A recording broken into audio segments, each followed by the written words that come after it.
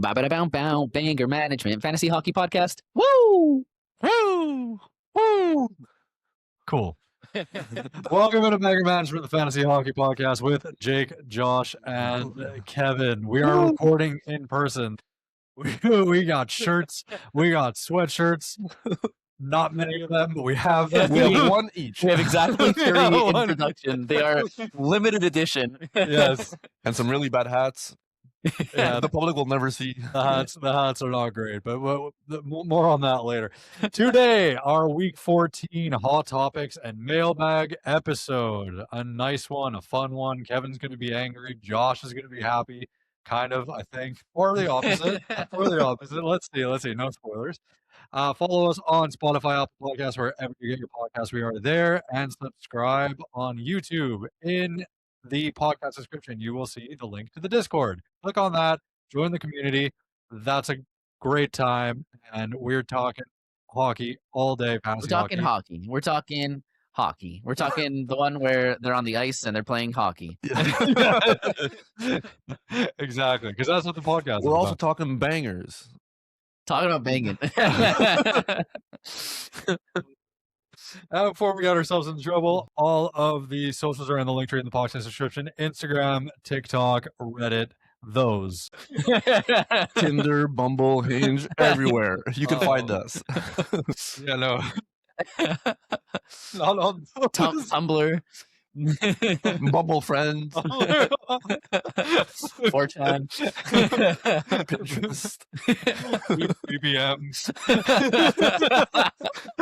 Is that BlackBerry Messenger? You have a Palm Pilot, check us out on there. You want to remember those? Yeah, A Bob Pilot? Yeah. No. It was like an iPod Touch before iPod Touch existed. yeah. I thought they were pretty cool. They were sick. That was like, I got my dad's old one, which was then given to my older brother and then was given to me. And I was like, this is so cool. And then about a month later, the iPod Touch came out. And I was like, this is trash. Wait, did you guys ever get a Game Boy Color? No, I had a Game Boy SP. That was It's my not the first same. one. Yeah, it's not the same. Game Boy Color. That was like the OG. rectangle. Yeah, the OG. Yeah. Oh, Play yeah, some that was- Pokemon Yellow, Blue, Red on there. That's Yeah. sick. Anyways, I had yeah. a yellow Game Boy Color, just not to brag or That's anything. actually a huge brag. So, and then there was pagers. Wow, that's a way back. Okay, Okay, anyway, we're not that old. we should get pagers. Every time somebody sends us a message in Discord, our pager goes off. that'd be really cool. Be in the middle of work, it's like someone needs me. It's a fantasy hockey emergency. We're getting carried away now. Yeah. All right, let's begin with the hot topics. All right. So for our hot topics this week, usually just players that are getting talked about that we didn't mention in our news episodes or buy low sell high. Here we have one that we did mention, but I want to talk about it again. But yeah, so let's dive into it. So first we have Connor Hellebuyck. It's just I feel like even since we recorded our buy low sell high, which was about less than a week ago. Yeah. Very recently, actually, we talked about him. It just keeps getting worse. Mm-hmm. Worse and worse. It's insane how badly he's doing, how bad his team is doing. And we had highlighted him as a buy low, Mm-hmm. but a lot of people are saying, should I sell him? What can I get for him at this Yeah. point? And so just wanted to see if we should reiterate, is he still a buy low? Did anything change in the past couple of days? Mhm. Are we worried at all with how bad they've been now that we've looked at it more? Or are we still this is a buy? I mean, to me, definitely still worried about Winnipeg in general, just because they've been so bad. Do I think they're going to be this bad forever? They're literally 32nd out of 32nd teams. Can only be uphill from here. They literally cannot get worse unless there's expansion mid-year. Which at this point, maybe they want a 33rd team because, Yeah. Anyways, Maybe they'll get relegated. I would love a relegation system. Relegation systems are elite. North American sports do not have those. But, They're not ready yet. They're not ready yet. The markets would collapse. Yeah. Alas. No, I mean, I think Connor Hellebuyck is due for a bounce back, but it's going to be tied to the success of this team, right?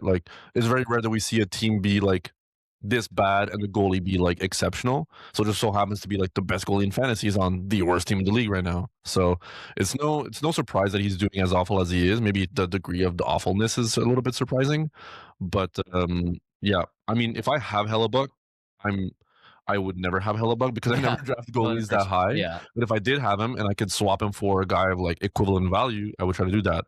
You're not getting a guy of equivalent value for what Hellebuyck and what you drafted him for. If you can still flip him for like a second or third round pick that was like drafted in that range, I would do it. Like if you could get like a, do you think you get like a Jesper Bratt 1-for-1? Yeah, I think you can. Yeah. Jesper Bratt is enough of a buy low that I think. And would you Yeah. do that? Yeah, I'm taking Brad at this point. Obviously, it So- depends where your team's at. But like, Yeah. if you're like actively trying to get rid of Hellebuyck, then like Yeah. that's it. Like, we're not saying he's going to become the Hellebuyck that he was last year. No. That was never going to happen. We're not saying he's going to be remotely like that, but he's going to be a lot better than he's been now. But like Kevin said, like if you can sell him without selling low, then I would do it. But otherwise, it's better to just hold, wait for his value to go up a bit, and then see if he has a hot stretch. Sell people on the fact like, oh, you know, he was just coming off injuries, starting slow, the team, you know, whatever.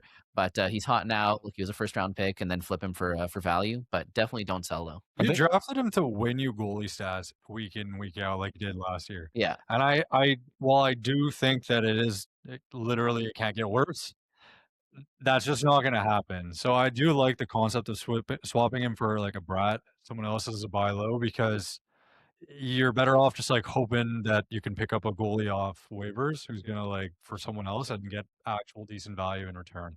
Like obviously this is probably the worst first round pick to have made this year. JT Miller.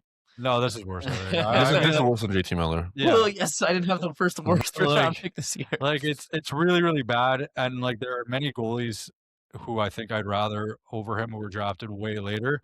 That being said, it is also a buy low opportunity if you can sell him for like something irrelevant. You know what I mean? Like I want to sell him. I want to buy low if I buy don't low have him. Ideally, yeah. But I'm buying low because I know there's probably still going to be growing pains for the next few weeks, especially.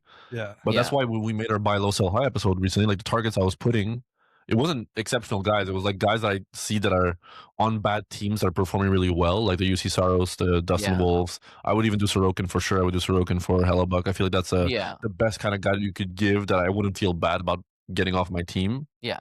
And getting Hellebuyck in return. But the guys that you have, like, you know, the bird in the hand, like the Gustafsons or like the Kempers or whatever, it feels scary because it feels like you don't have to give that much to get Hellebuyck right now. But he still has a lot of name value to him, right? Like people that have Hellebuyck on their team, drafted him in the first round, they're not going to give him away for Dustin Wolf, who just got picked up 2 weeks ago. You know what I mean? So all the targets, it's always in a package. But I think it's very attainable right now. Like guys with Hellebuyck are probably on the bottom of your standings. So yeah, he's simultaneously like a sell if you can, and also a buy low. It's like a weird. If I have him, I don't want to sell because you're not getting right. Like but realistically, like I feel like that's a very small amount of leagues that you can probably get a deal like that done. Yeah. What about like a Marchenko? I would do it. There it is. You know what I mean? Yeah. It's like it's weird. Yeah. I mean, that just also comes into play to like my own philosophy on fantasy hockey, where I'm never usually drafting goalies that high, anyways. So I think the replacement value is high. Like you could just pick up Brandon Bussy and be infinite times better than Connor Hellebuyck right now, right? Or you know what I mean? Or like Enough said. Talking about guys you could pick up to be better off than Connor Hellebuyck. Let's move on to the next one. We've got the first of a few guys that I took from Kevin's team, not to piss him off, but just because Josh literally went through my whole roster and was just like, let's talk about this guy. Let's talk about this guy. I mean, there's some interesting guys to talk about. So next we've got Greaves of the Columbus Blue Jackets. He started 12 of the last 13 games. Going into the season, I think everyone kind of expected this, right? But then the season started and Merzlikins was getting more of the starts. It was half-half. At worst, it was half-half. It was 50-50. It was 50-50. And now all of a sudden, in the past couple of weeks, it seems like Greaves is the guy again, just like people expected going into the season. And he's been doing well despite the team being huge chokers in the third. So we did briefly touch on this in our Would You Rathers about we had Greaves versus Sorokin. I still said Sorokin, but Jakey and Kevin said Greaves. But kind of where do you see Greaves? Like, do you see him as a buy low, sell high, just a hold, like pick him up if you can? Like what's kind of the vibe around Greaves these days? I think he's a hold. I mean, I have him on my team. I'm not really trying to sell him because I mean, if I can sell him in a package to get a better goalie, then obviously I'd love to do that. But I'm not going out of my way to try to get him off my roster. And I don't think you can like buy low, right? Like you'd be buying at fair price. Yeah. So I feel like he's more of just like a hold right now if you have him on your team. And if he's on the waivers, I'm honestly very interested in picking him up. Why don't we say a couple names that we would drop for Greaves? Let me see. I mean, okay, let me give you my list of names, and then you guys can tell me if I'm crazy or not. Okay? Yeah. Let me pull this up. Whoa. Just getting it out of the way early. And okay, tell the listeners what kind of categories we're taking into account when we're talking about these goalies. We talk about wins, saves, save percentage, goals against average, and shutouts. Yep. So that's our 5 goalie cats in our league. Yeah, I think it's pretty standard. Besides, we add saves on top of it. I think most goalies have most leagues have that. Before you dive into names, I just want to say we did speak about Sorokin and Greaves. You could probably send, Sorokin for Greaves plus, and then I'm really happy with that. Yeah. Like, that's a really nice move. So I wouldn't buy either unless you could actually do it for you're selling the name value for someone who's comparable in return. Yeah, exactly. So it's a good strategy. Okay, Kevin, so give us some names of guys that you'd rather have Jet Greaves over them. Guys that I'd rather have Jet Greaves over them. Yeah. Okay, I mean, let's start low. Okay. Yeah. Let's Stuart Skinner. Yeah. Yeah. Askarov. Crazy. Eh? Yep. Like, I have both on my team. I know, but from like a month or two ago, where he was the biggest sell high, and we recommended it, and like 2 months ago at this point. Yeah, crazy. I mean Demko. Yeah. Obviously, right? Yeah. Not Demko. I'd rather him over Carter Hart. Is that crazy? I don't think that's crazy. I mean, but I think we're similar in this. Like, I value volume a lot with goalies. So is there anybody getting more volume than Jet Greaves? That's what I'm saying. So I think there's a lot of value there. Like, even like early season when like Decord was playing like decently, and he was getting like every single start. Even when his quality started dipping a bit, I was like, this guy's still getting every single start. You can pick up quality on waivers. It's very hard to pick up quantity of goalie starts on waivers. Is. So I do value that a lot. So I would take him over Hart. Spencer Knight, like this guy for sure. I would take him over Decord. I would take Decord over. I mean, look what they've been doing. Yeah, like, but Seattle's on like half the amount of games. Yeah, because they've played 4 back-to-backs in a row. Okay. I mean, I still think the Jet Greaves plays significant amount more games than Decord rest of the season. I think they're both volume guys. So yeah, like I can't justify saying I would take Decord over Sorokin, and I did say I would take Greaves over Sorokin. I guess that's fair. So like that's kind of where I would probably go Greaves there too. But we could climb a bit higher, like I mean, like a Wolf.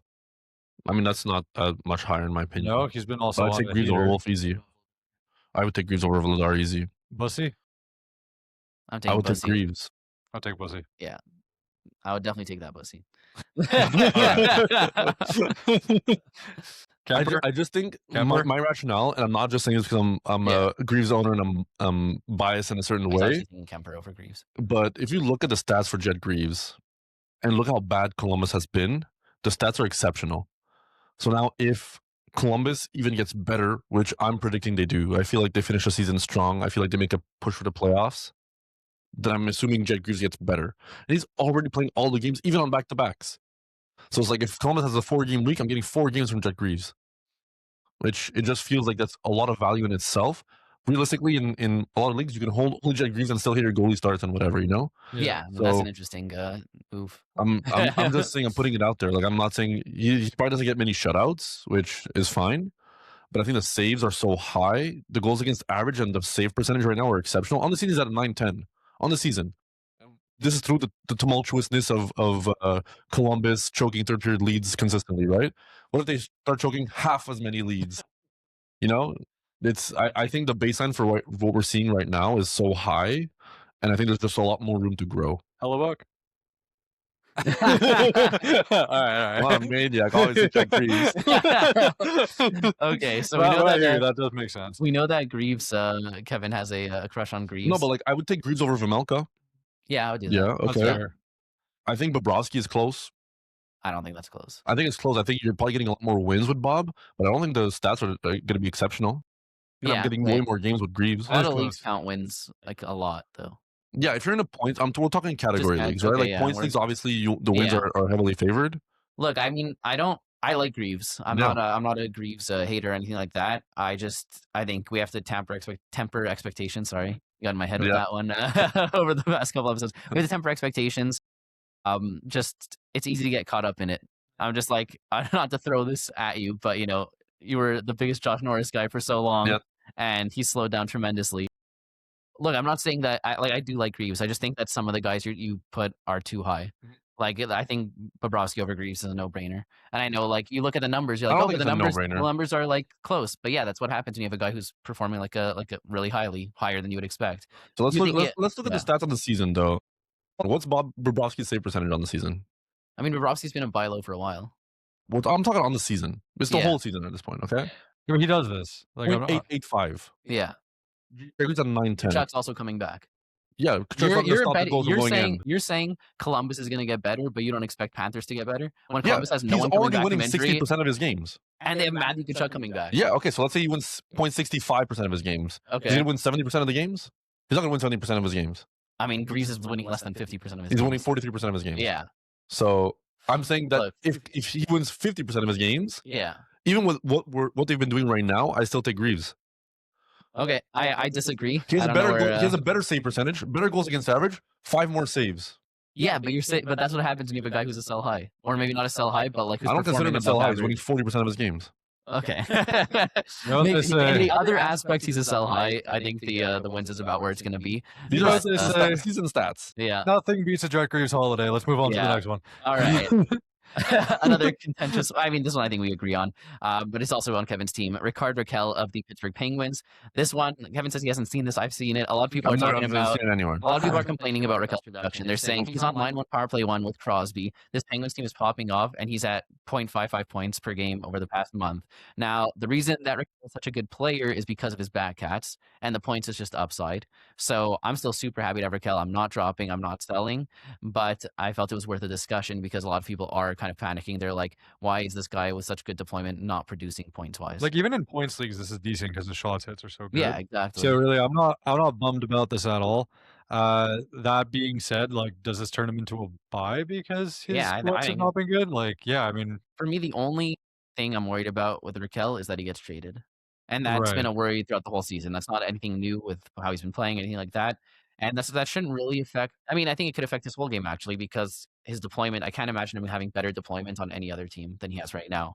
Yeah, at best, it can stay the same. There's certain players in the league that, like, no matter where they're playing, you know they're going to be good. Yeah. And then there's a different tier of player where it's just like they could be good, but there's a lot more uncertainty on the situation. And Rakell falls into that category where, like, if he goes to a different team, it could be really good or it could be really bad. To be honest, like the volatility is there. I mean, I have Rakell on my team. I haven't really been seeing the super negative feedback, but I just think he's one of those guys that's like 65% owned, so he's on waivers in a lot of leagues still. And he definitely has been a subpar in terms of the points, but he was also like hurt for a little bit. It's just the Penguins have been so insane. Like he's averaging 3.5 shots over the last month, two hits over the last month, and a block. Yeah, 3.5, 2, and 1. That's just amazing. crazy. And I think the points are just going to regress positively. Last season he was at 0.86. This on the season right now is at 0.7. I could see him ending at 0.75, 0.8. If he goes on a heater, I would probably try and sell high. Not even the sell high of like I think he slows down, but more of that trade aspect. Like worst case, you got value for him when he's on a heater. Best case, you trade him high, and then he gets traded to another team, and his value plummets. Yeah. So I do think that's something to consider for Rakell. But in terms of the points, I'm not worried at all. The backouts are enough to make him someone you're happy to have on your team until the points come back. I think also just if Pittsburgh is in the playoff picture, they're not going to trade him. They're not going to trade anybody. And right now, everyone in the East is in the playoff picture. So if come the trade deadline, like they're gonna, if it's close, they're gonna go for it. I think they're not gonna sell. Crosby's last year. They're not gonna be like, all right, we're just like tanking now. Like it's impossible. That's very fair. It's definitely gonna be. I mean, I think that's gonna be the situation they're in. I could see them being like 4-5 points out, but also like 4 or 5 teams out because of how close the East is, and then that's gonna come up to Dubas kind of deciding like, do I go for it here? Because there's no point on tanking the season while Crosby's still on your roster. So either you're blowing it up and trading and getting value for it, because then it's like you just chose the middle ground where you're like you don't go all in, you don't go all out, and you just stay in the middle, and the worst scenario happens.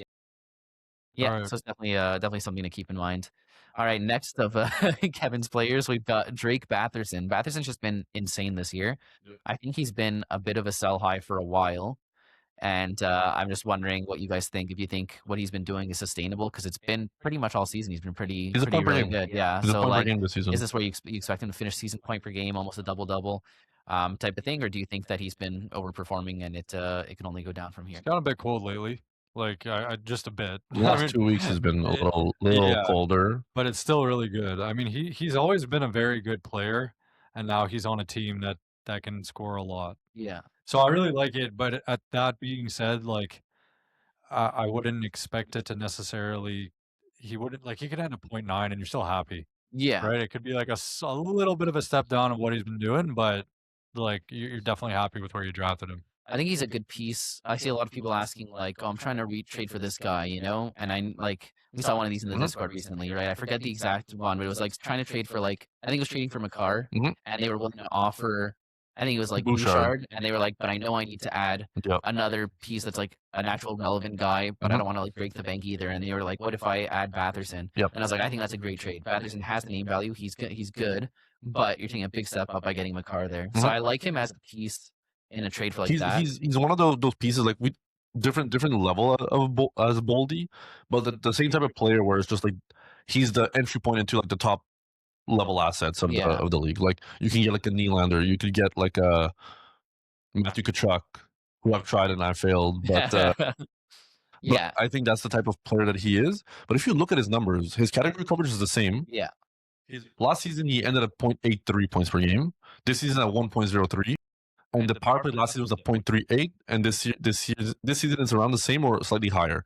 So you can see the difference in points is the power play getting better, but the floor is already what he did last year, I think. And I think we're seeing it with all of Ottawa's assets right now. Their baseline has increased across the board. Yeah. So would I be surprised if all the Ottawa assets end like 15-20% better than last season? I don't think so. No, I don't it's think like so. Everybody's playing at above what they did last season. They're scoring more goals this year. The shots and the hits are the same as what they were last year, like just over 2 shots, 1.5 hits, like pretty standard. The power play is still elite. So would I be surprised if he ends a point per game? I wouldn't be surprised. Would I bet my house on it? No, I think he ends at 0.9 minimum. Do you want him? Do you want him or Caulfield the rest of the season? It's definitely close. Caulfield has the edge in shots, but he doesn't get any of the hits. Yeah, and I think Batherson gets more power play points, and I think Caulfield probably gets like 0.10 to 0.15 more points. Oh, really? I think it's on the season. Batherson's been considerably. I mean, not better, right? Yeah, like much. I mean, when you think of Caulfield, you think of a high volume shooter that probably gets close to a point per game but hasn't reached there yet, right? He's at 0.95. I mean, Batherson's at 1.03, but you're right. The hits are there. Like, these are guys that were drafted. I think they're in the same tier. It just depends on what your team needs more. But like, if I was drafting first at this point right now, I'm probably going Batherson. I think it's just I just think it's easier to stream hits than shots. But maybe that's just our league, like where we're at right now with free agency. So that definitely, but it's super close, same tier of players. But also, I'm more convinced on the Senators' power play being consistent throughout the whole season. That's fair. Although the Habs have but it's the tricky. consistency. That's it. Like we've had streaks of being like top 4 in the league, and then we've had our most recent streak of not being good at all. So definitely. All right, last one we have Adrian Kempe. We also touched upon this a bit in our last Would You Rather's episode, but. Are you worried about the fact that even though it doesn't show like this on Daily Faceoff, like Adrian Kempe is on power play 2 right now? Do you think that lasts? Like that obviously definitely affects his Kings also are really struggling to score goals. And ever since he signed his big contract, he's cashed out and kind of like, he's over it. So are we worried about Adrian Kempe? Because we had talked about him as a great buy low earlier in the season. And at what point is he just low and not a buy? Yeah, I mean, I'm not actually worried about this. Like, he is their best offensive player on this team, and he's definitely been underperforming as of late. But also, yes, you said he's on power play too. I hear you, but at the same time, they're kind of like new to this 1A, 1B situation. If they do consolidate, there's no chance that he's not on it. And look, I mean, his averages are looking disappointing because he had an insane start, and then it's been a pretty tumultuous ride since. But I'm still really happy, especially the shots hits combo. That's consistent, and I do think the points are going to turn around. He's 100% a buy low, and I read 0% into what Daily Faceoff is showing as the power play units, because realistically, everybody knows Adrian Kempe is the best forward on this team. He's arguably the best player on this team. The team knows it. They just paid him as the best player on this team. Yeah. So what if Daily Faceoff shows the Kempe unit as the first unit and the other one, nobody's panicking, right? But like whatever Daily Faceoff posts and like that, it changes the mentality of how you're viewing the situation. But the unit with Kempe is the best unit, in my opinion. That's not true, though. Actually, right now, it hasn't been as of late. I mean, I'm talking about the ice time. You know what I mean? Yeah. You know what I mean? And I think when they do figure this power play situation out, Kempe's going to be on the best unit. I also feel like, look, I don't know if it's going to happen this season, but it feels like a ticking time bomb of when Hiller's getting fired. And if he ever does get fired, I think all the top players on LA are going to get significantly better. Yeah. So it's hard to bet on something like that, but if they keep dropping in this, right now they're in the wild card spot, the second wild card spot, but they're 5th in their division. So if they keep dropping in the standings, then that might push things to a point where he gets fired. And I think that makes Kempe a lot more valuable. Regardless, he's a good buy low. If you still look at the stats though, like he's still shooting, he's still hitting, he's shooting less than last year, but he's hitting a lot more than last year. So the bangs are still good, basically, is what I'm saying. Last season was at 0.9. This season, he's at 0.75, 0.8, hovering around there. Like, it's not what you drafted him for, but it's not, like, terrible. I'm not being like, I need to get this guy off my roster type of thing, especially with the bangs. So I think this is his floor right now, like, even through the bad stretches. Like, we've seen him be abysmal this season as well. He was a tremendous buy low at a certain point where he had, like, no points over the last month type of thing. But I think on the season, like, he's never gonna finish worse than 0.75. I can guarantee it. Yeah. Bet my life on it, guys. Oh my god! Don't do No that. pressure, Adrian. No pressure, Kempe. Yeah. Seriously. Okay, so that's our hot topics, a bit of contentious ones. Didn't mean to stir the pot so much, but let's move on to our mailbag. So we've got a few questions here to answer. So we have Dan Brown on Reddit asked, "Do you guys do a mini league for fantasy hockey during the Olympics? Not sure what platform you would do it, but it could be really fun." I was thinking about this today, today actually. Yeah, are you guys thinking of doing any sort of fantasy league for the Olympics? Like, I know we do like the office pools for playoffs. Yeah. So I wonder if it'd be a similar thing for Olympics. I'd love that. We That could do sounds a so banger fun. management Olympics fantasy hockey thing. We'll have to figure out the logistics, obviously, but in concept, I would love to do that because I think it's really fun. Yeah. And it could be a fun way to, like, I know a lot of the people in Discord are really excited to do some sort of thing. I mean, some of them already started their own league, right? But like, a lot of people want to do some sort of banger management sanctioned league. Yeah. So this could be a nice, like, dip the toe in for like a couple of weeks, see how it's. We can. I mean, I just go through like very, very briefly because we have a lot of questions to get to. But Josh mentioned office pools. That's kind of like a league where, go for the actual NHL playoffs. We basically have a fantasy league where everybody can choose players to fit on the roster. You have to pick 13 forwards, 4 defensemen, 2 goalies. But you can't make any moves or any roster. So everybody can pick any player they want. Yeah. As long as it's only one player. So, like, you take McDavid, Draisaitl, those are 2 of your 13 forwards, and you just basically try to pick teams that, like, make it far and score the most points. We could potentially do something like that for the Olympics, I feel like. Yeah, I don't see why not. We can have people submit their choices over Discord or something, and then, we make an Excel sheet tabulating everything, and then... It sounds a lot, like, more simple than it is, actually. Like, like there's always, like the top. Well, I'm sure there's a platform that does it. We'll have to look into it. That's a That'd be great really question. fun. I like that. Could be really cool. Thanks, we have Dan Brown. All right. Justin MF on Reddit asked, "Would you trade Eriksson Ek for Hischier in a Bangers Cats league? Feel it's like all the Devils are major buy lows right now."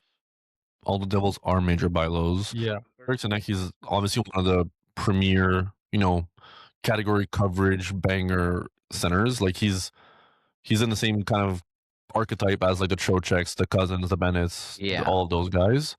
So I guess the question is, like, we know Eriksson Ek's going to get more shots and hits than Hischier. Yeah. We know Hischier's going to get more face-off wins if your league counts that. How close are the shots, though? I feel like the shots are, like, not negligible, but it's not I feel like super lopsided. I haven't looked at the stats recently. I view Eriksson Ek as like a close to like a 2.8, and I view Hischier as like a 2. Okay, I let's see. feel like it's a pretty decent difference, but you could fact check me on that this year. But yeah, so we've got those back cats, definitely in Eriksson Ek's favor. Okay, Hischier's at 2.6. Okay, and last month 3. Okay, that he's shooting a lot more than he usually does. Last year 2.5. Okay, I always thought of him as more of a Dylan Strome type of archetype, but okay, so let's say we take the shots on goal out of it. That's the same. Face-off wins goes to Hischier, but most leagues don't count that. Hits go to Eriksson Ek. The real question at the end of the day is, who do you think is going to have more points, power play points? Also, there's the playoff schedule, which goes in Hischier's favor. So I think I'm still taking Hischier. I think it's a great one. Yeah. Yeah, I concur. And that actually has to do with the fact that I don't think Eriksson Ek is going to play line 1 with Kaprizov. Yeah, that it's always mixing it up, but it's not locked in. Yeah, I mean, they got Yurov there, so no, but I mean, nothing wrong with playing with Boldy. Don't get me wrong. It's just like, you're playing with Kaprizov, you could hit that ceiling if ever they do Kaprizov, Eriksson Ek, Boldy. Like, I mean, they've been flipping it on and off. Yeah, like if it stays, that would be wild. Yeah. But I mean, yeah, I think Hischier's the safer bet, and he should be better than he has been. Absolutely. All right, SMMFDSG on Discord asked, in a Dynasty league, when's the right time to stop fighting to make the playoffs and start thinking about next year? That's a really good question. So, like, essentially they're asking, let's say you're like, 8 teams make the playoffs, let's say you're in 10th or something, At what point do you just start selling your players for picks and just be like, all right, this year's not happening, let's make it to next, let's load up for next year? Or do you keep fighting to make that playoff spot? It's tough. I mean, I'm in a keeper league where people already started selling assets for next year. It is slightly different. There's a lot of intricacies here.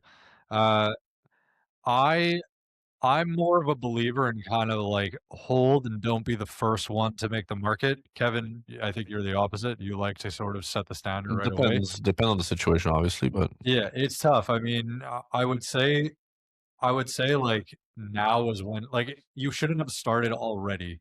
I don't think. I think now is when you can start Mhm. thinking about it. It also depends how far out of the playoffs you are, right? Yeah. Yeah, exactly. to me, this completely depends on the strength of your team and the strength of the teams around you. Because if you know there's like 3 teams that are like juggernauts because they've been accumulating picks for years or whatever, like you can make the playoffs in the 8th spot or the 6th spot, but you know you're going to be a severe underdog, then I think you can start selling picks when those teams are ready to buy. Because when there's 3 contenders and one of them makes a move to buy something, like the other one's got to like compete as well because they know that, they also have to make moves to make their team better. Yeah. But if you're in a league where, it's kind of like a situation where your team is supposed to be good, you got unlucky throughout the season, you're hovering around the last playoff spot, I would just stick it out and try to make the playoffs. Because once you make the playoffs, you never know what can happen. Yeah. But obviously, you have to know how good your team actually is compared to the teams around you.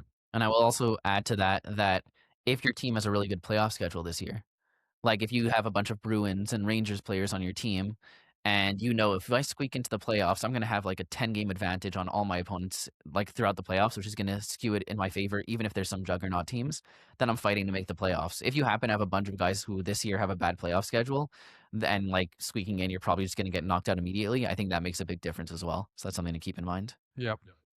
Okay, Kara H on Discord asked, if you're partway through the week and losing badly, do you cut your losses and stack your team for the next week, or try to stream to flip 1 or 2 cats?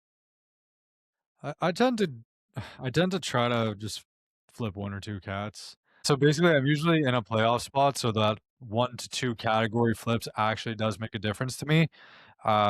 It still accounts for something. I mean, you could also just plan for next week, and then next thing you know, the guy who picks up has a cold or has like a small injury, right?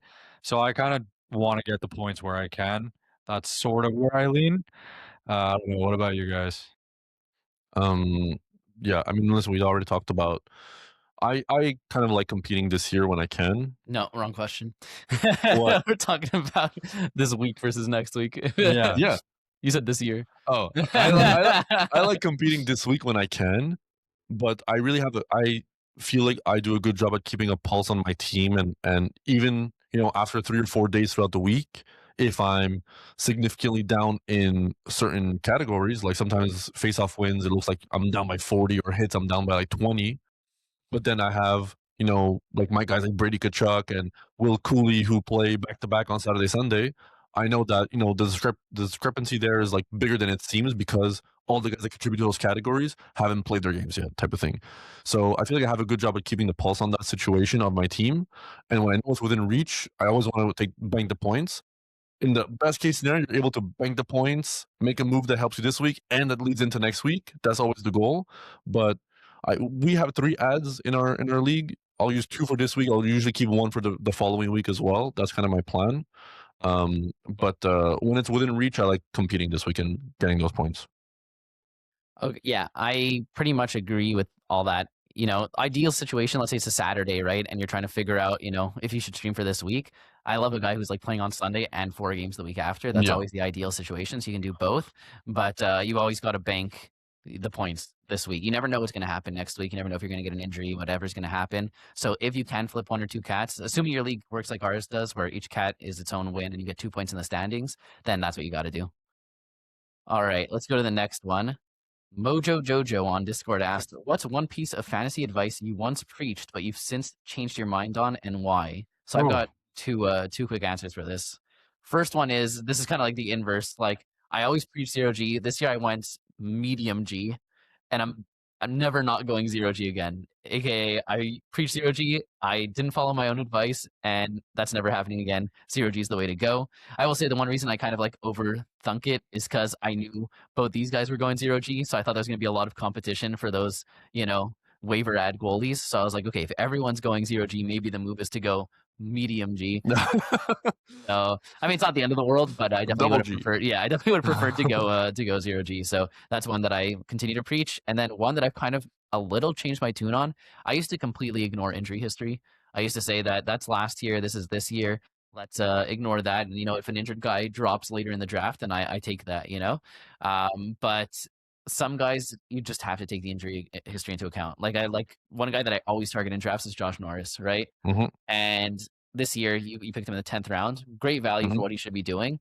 And then he gets injured, misses a ton of time. He's actually been healthy for a while now, but like it's just a big question. You look at Mark Stone, right? He's playing amazing, right? This is one of those where like, oh man, I wish I had ignored the injury history. He still missed like over a month of time. Yep. Look at Jack Hughes, right? He went to dinner. That's a big mistake, right? So like it just he's using knives again. Yeah, exactly. So like I think that you don't want to overthink it, but if you're in a spot where you have two guys who are like close and one guy maybe has higher ceiling, but he has that injury history, maybe I go with the safer bet. Yep. I think I definitely agree with Josh. I mean, we've never been a group of people that touts drafting goalies, but I think going 0G is obviously the move in terms of like, the replacement value you can get with a guy off waivers after an injury or something is huge.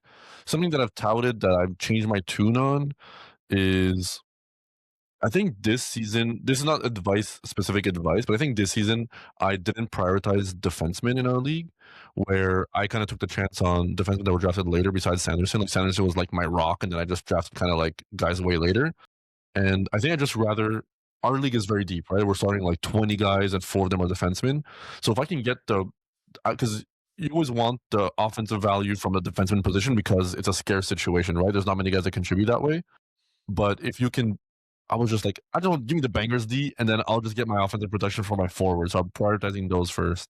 So that did not answer anybody's question, but so would you recommend that, or do you not like that you did? I'm having a good time because I think defensemen are easy to stream because I don't feel bad about cutting somebody and picking up somebody that has a better schedule. So I'm not tied to anybody at any point in time, and it's easy to stream as well. So I feel like the things that are hard are already on my roster, and the things that are easy I can easily get even better at, if that makes sense. Yeah. So essentially, in the past, I've gone. Do you want to go hard on defensemen? But now you've kind of changed your mind and you like going later for defensemen. Yeah. So I've drafted like 3 offensive defensemen in the first like 7 rounds in the past. This year I drafted 1. I was just like, I'll find the rest out, figure out the rest out after.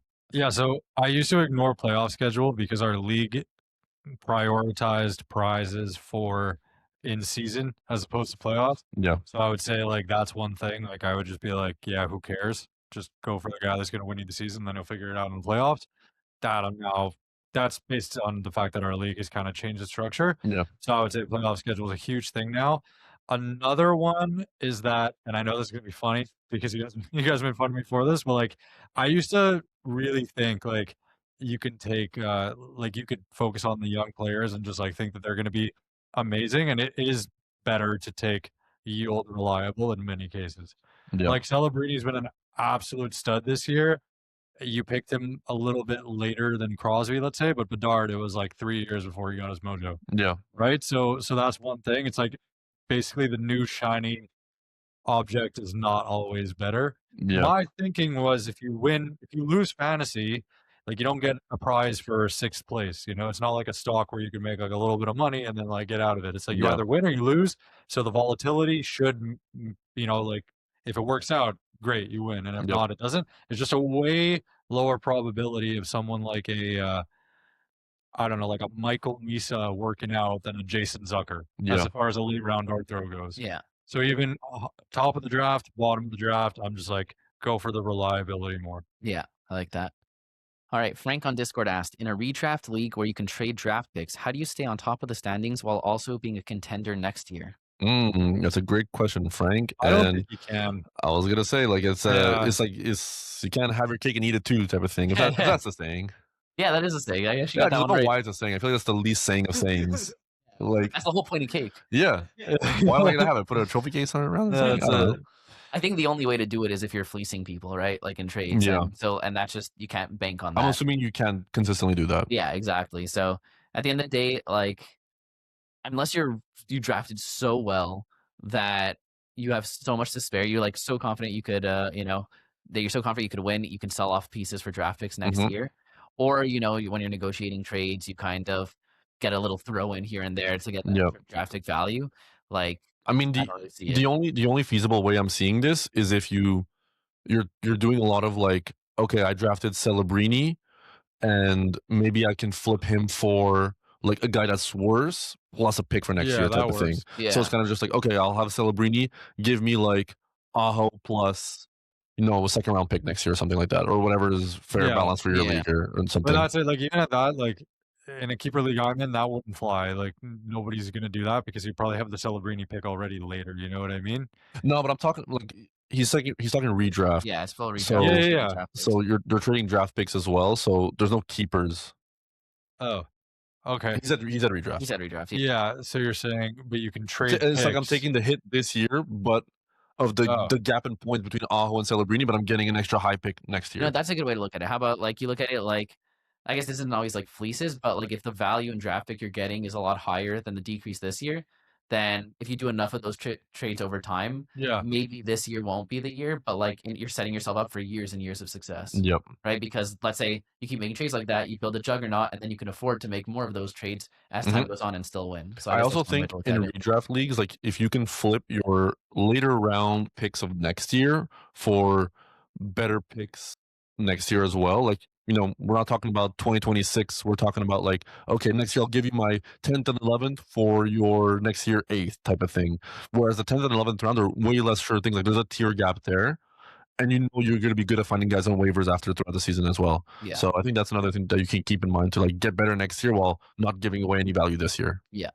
All right, let's move. Okay. This one's awful. Georgiani on this one asked, if you had to redraft right now, would you rather have to take Skinner or Jarry first overall? For my team, I don't know. I mean, you got to go Jarry. You got to, because he's on Edmonton. Because he's just going to be the guy that is on a team that's going to win more games than Pittsburgh, right? So I'm not happy about the situation either way, although honestly, Jordan, why would you do this to us? Jarry might have been better than I'm looking at you right now. Year, so. I probably Jarry. I don't know. At least Jarry could put on IR and pick up somebody else. Stuart Skinner, I'm stuck with him in my lineup. It's a free roster spot. That's invaluable. Free roster spot or Stuart Skinner? Honestly, free roster spot. I gotta go Jarry here too. All right, last one. Mojo Jojo on Discord asked, with a Kiefer Sherwood trade looming, I mean, I wouldn't say looming, but we know it's coming. It feels almost inevitable. Is he a sell high right now? Can't imagine his deployment / confidence can get any higher. We've touched on this already. Like, sell him right now because the trade, he can only lose value, it feels like. Yeah, you mentioned with Rakell, right? It's like there are certain players that go to teams and it's like they're guaranteed to do well. Then there's the Rakells, then there's the Sherwood. Yes, exactly. So like this could be a real catastrophe. Like there's no team in the NHL that is so lacking forward depth where they would put Sherwood on their power play 1 unit. Vancouver's got to be the only team I could think of where he's on their power play 1, right? Yeah. So like that's never going to happen. Like the hits will stay. He's a hits beast. Yeah, well, less ice time means less chance to get hits as well. Exactly. Yeah, so definitely a sell buy. Because if he gets traded, he's for sure a bottom 6 forward for whatever team he goes to. That's why they like that. It feels like maybe I'm going to eat my words after the trade happens. But no, like he's not getting. They're not paying like a team is not going to pay a top first round pick for him. Therefore, it's going to be a good team. So he's going to get buried in the lineup, and it's going to be you should definitely sell him now. Thank you to everybody for listening to our Week 14 Hot Topics and Mailbag episode. If you enjoyed the show, follow us on Spotify or Apple Podcasts. Wherever you get your podcasts, we are there. Subscribe on YouTube and give this video a like. And 5 stars. 5 stars. Cool. The first high five ever done on video for the Banker Manager podcast. Just ever, actually. Ever. The first recorded high five. Yeah. Nice. The second recorded high five. Join the Discord community. It's in the podcast description. And follow us on our socials, which are in the description as well. Take it away, Ernie. Ba-ba-da-bound-bound, Banker Management, Fantasy Hockey Podcast. Woo! Woo! Woo! You can tell Jakey's hungry. I'm so hungry. I can't wait.